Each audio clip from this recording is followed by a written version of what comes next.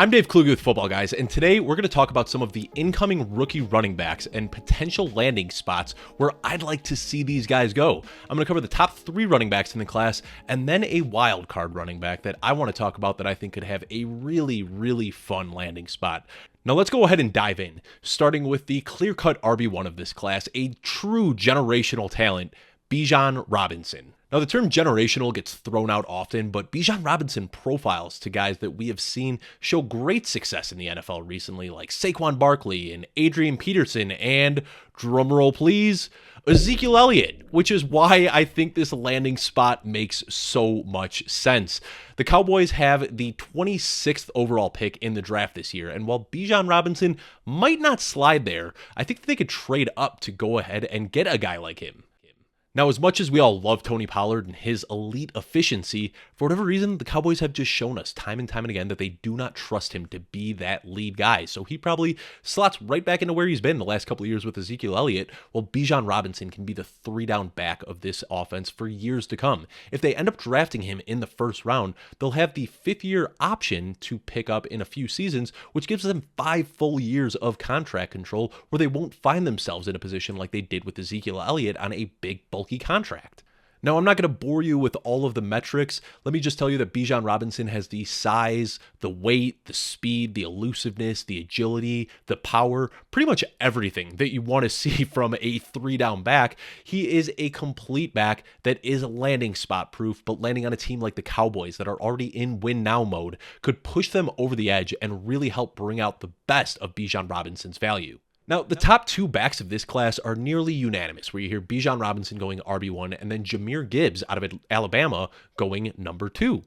Jahmyr Gibbs is a very talented pass catcher, but because of that, a lot of people ignore his speed. This guy ran a 4.36 40-yard dash at the combine, which puts him in the 99th percentile for running backs. And if there's one thing that we know about a Shanahan system, it's that they need a very fast running back that can get to the edge and turn it upfield to rip off big chunk plays. And that is exactly what the Miami Dolphins are missing right now.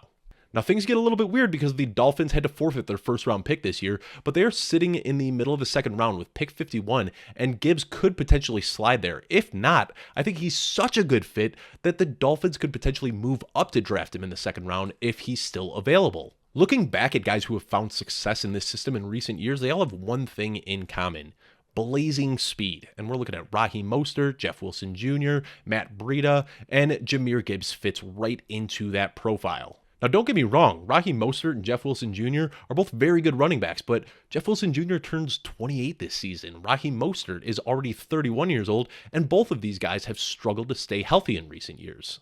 Not only do the Dolphins have a gaping need at running back, but they also want somebody that can catch the ball, that can help take some of the pressure off of Tua, hopefully keeping him more upright and a little bit healthier, and a safety valve, like Jahmyr Gibbs, could accomplish exactly that. He had a 14.7% target share in his final year at college, which is ludicrous for a running back. Again, I think that Jahmyr Gibbs might go a little bit earlier than 51, but if he somehow slides there and lands with Miami, that is an ideal of a landing spot as you could possibly imagine. The RB3 of this class also seems pretty locked in for a lot of people, and I'm talking about Zach Charbonnet out of UCLA.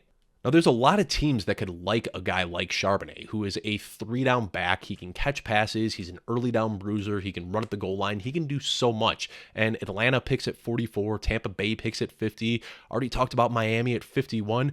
But if he somehow makes it to pick 60 and the Cincinnati Bengals could draft him, wheels up for Zach Charbonnet. When I watch Zach Charbonnet, I see a lot of Joe Mixon. I mean, he's an inch smaller and about 10 pounds lighter, but they are very similar players.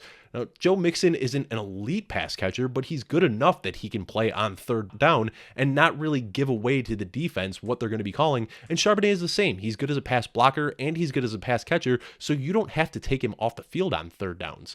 And Joe Mixon is owed $20 million over the next 2 years.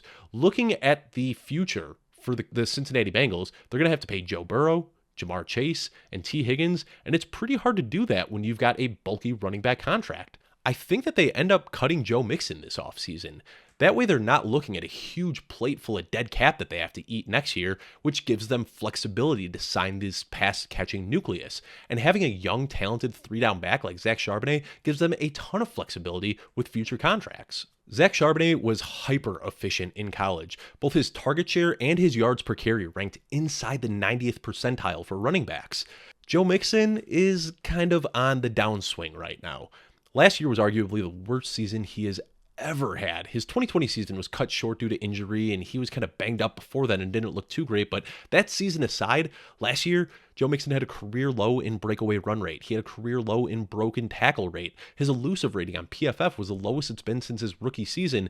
And if you recall, the Bengals actually beefed up their offensive line last year, which led to the most yards before contact that Joe Mixon has seen since his rookie season. Unfortunately, that was pretty much all he was getting, as the yards after contact were the worst that he has posted throughout his entire career. Basically, what I'm getting at is Zach Charbonnet is a guy that could step right into the role that Joe Mixon is vacating. Being younger and cheaper, it makes so much sense for Cincinnati and would be a great landing spot for Charbs. Now, the last guy I'm going to talk about is a guy who has had a soft spot in my heart since the first time I watched him on film. Kendre Miller at TCU runs hard. And if there's one thing that we know about Bill Belichick, it's that he likes running backs that run really hard. Now, I think people kind of have this misconception that Rhamondre Stevenson is just going to open up the 2023 season as a workhorse back. Historically, we don't see that from Bill Belichick and the Patriots. And if you look back at last year, they didn't start the season that way either.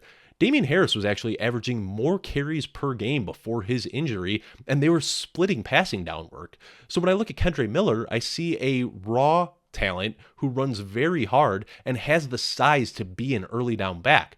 Bill Belichick doesn't shy away from drafting these raw players that he thinks he can coach the best out of. And as much as we'd love to see Rhamondre Stevenson in a 3-down role, we saw him picking up nagging injuries at the end of the season, and I don't know if he's built for that many touches. So he probably slots into the pass-catching role that Bill Belichick wanted to see him in last year. Meanwhile, Kendre Miller, who is a big bruising back, can step into the early down and goal line work that was presumed to be Damien Harris's last year.